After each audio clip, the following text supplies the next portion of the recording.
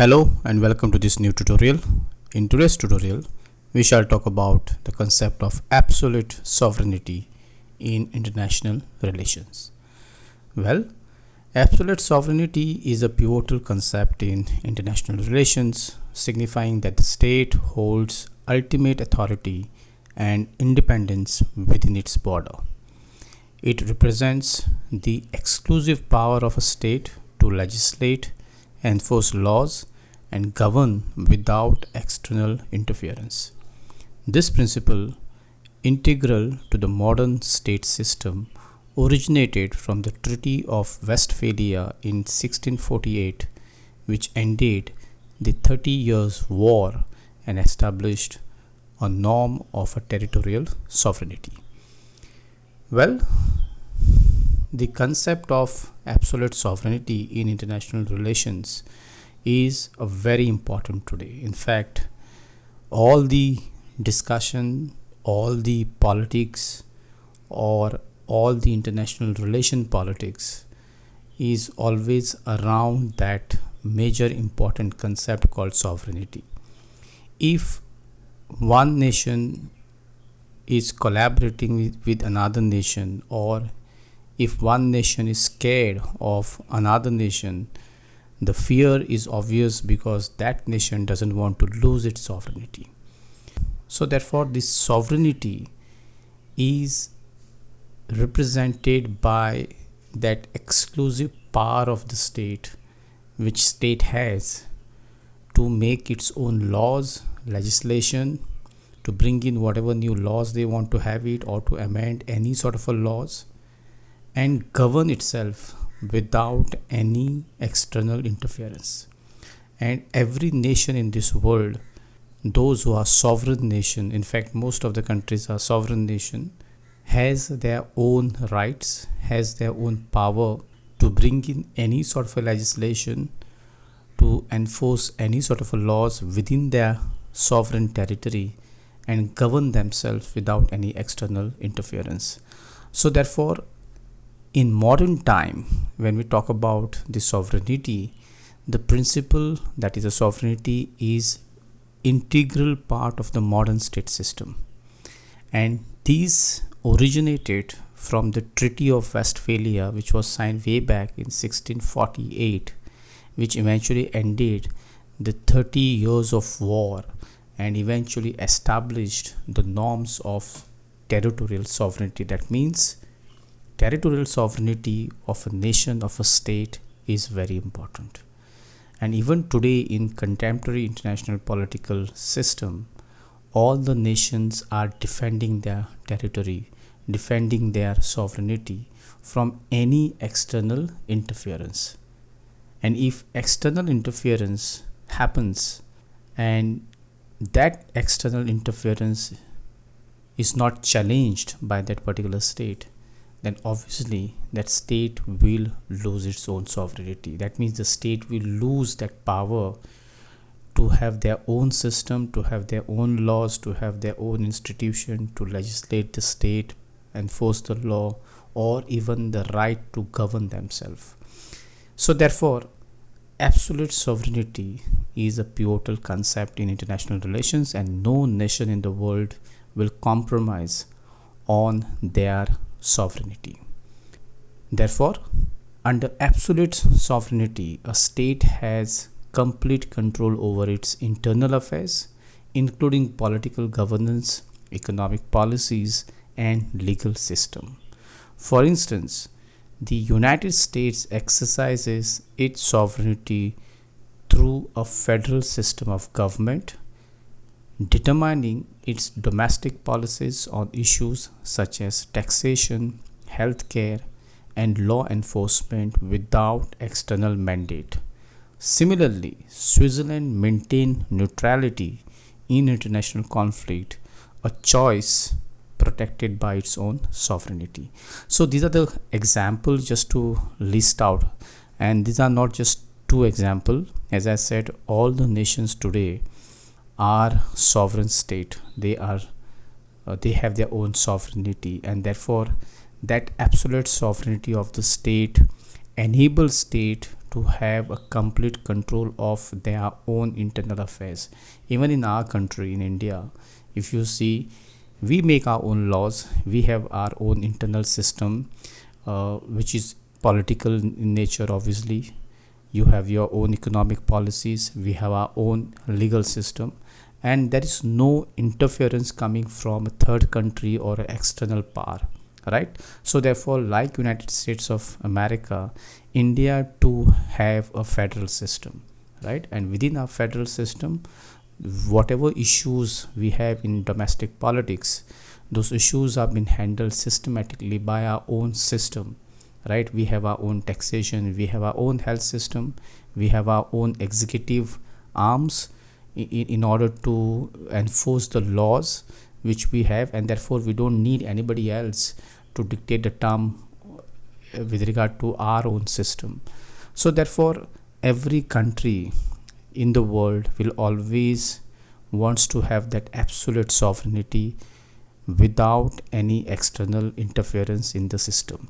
So therefore, a key features of absolute sovereignty is non-intervention, which prohibits other states or entities from interfering in a state's domestic matters. For example, the principle of non-intervention was highlighted during the Cold War, when the state like Cuba emphasized their sovereign right amidst the external pressure from superpower. So we have a situation during the Cold War as a classic example, because when we talk about absolute sovereignty, the key feature of absolute sovereignty is a non-intervention. That means nobody can intervene and should not intervene in the matters of a state domestic politics, and a state which is already a sovereign state. And here we have an example of a Cuban Missile Crisis, where United States of America was emphasizing to withdraw Russian missiles which were placed in Cuba during the 1960s, particularly in 62, which eventually became the biggest phenomena of Cuban Missile Crisis. And US was pressurizing the Cuba. Now Cuba in that period of time expressed its own way of protecting the sovereignty, and Cuba therefore emphasized that their sovereign right, it is their sovereign right whether they want to keep missiles in their country or not, and no foreign power or external power can pressurize them to withdraw those missiles, right? And particularly Cuba was talking in the context of American pressure which was coming on them, and America obviously was a great superpower and still a great superpower. So you have this scenario where the principle of sovereignty, the key feature of absolute sovereignty is therefore is non-intervention. You cannot accept and you cannot allow anyone to intervene in your domestic affairs, and if someone does so, then that's where that country violates your absolute sovereignty. And when it comes to that point, you as a country have a full right to fight back to protect your sovereignty. However, the application of absolute sovereignty can conflict with global challenges. In cases like humanitarian crisis, the international community often intervene, citing the responsibility to protect doctrine. An example here is of NATO's intervention in Kosovo, which happened in 1999 to prevent ethnic cleansing, challenging Serbia's sovereign control. So you have a situation sometime where your absolute sovereignty would be challenged. And often we have seen that on the humanitarian grounds, or because of conflict in the country, you have international communities intervening in your state, intervening in your country only on the pretext of protecting the citizens. And therefore, in any humanitarian crisis, you will often going to see an international community intervening, and they will cite this doctrine called responsibility to protect. And we have example not only just in Kosovo but in many countries which have gone through a civil war, countries which have been part and parcel of a series of battles, series of conflict. You have international community intervening to protect the civilian, to protect the life of the people under the doctrine of responsibility to protect.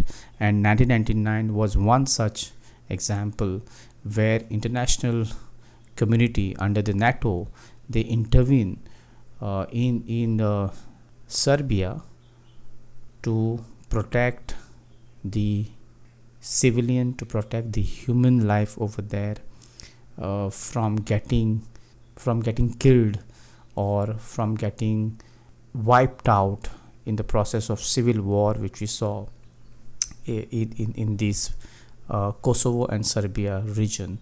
And this becomes a classic example that though absolute sovereignty is important, but sometimes the application of absolute sovereignty can conflict with the global challenge, particularly in terms of humanitarian crisis. Moreover, globalization has redefined today's sovereignty. States willingly share aspects of their sovereignty by joining organizations like the European Union, where member states adhere to supranational regulation for collective benefits. Now, in modern time, in the era of globalization, we also have example where your sovereignty is being redefined. And in fact, the classic example here is the European Union. When European Union idea was put forward, countries came together and they decided to compromise on certain aspect, and that compromise has happened on the line of sovereignty, where member state decided to follow the rules and regulation of supranational regulation for a better collective benefits by obviously compromising the aspects of sovereignty. Thus, while absolute sovereignty remains a foundational principle, its practice evolved to accommodate the complexity of interdependence, international law, and the global community's shared responsibility. So thus we need to understand that absolute sovereignty is important. In fact, it is a foundational principle in the international relations and international politics. But in practice, we have also seen that in order to accommodate the complexity of interdependence among the nation in international laws, example, if you are a member of any association, if you are a member of European Union, you will have to compromise a little bit on your sovereignty in order to achieve larger global community goal or to have a shared responsibility. So obviously, in the era of globalized world, we have various international organizations, various international law, where countries are interdependent on each other. And particularly, as we discuss about an example of European Union, it is very obvious that by assimilating into a one grouping, borders within the European Unions have been neutralized. And as a result, yes, economically it benefits in a big way, but it also raises question when you have a non-state actors enters into your system and takes the advantage of your sovereignty. So yes, in short, concept of absolute sovereignty in international relations therefore is pivotal concept in international relations, signifying that the state hold therefore ultimate authority and independence within its border. So this is all about the concept of absolute sovereignty. I hope you have understood this concept, and I will see you soon in the next tutorial. Till then, take care.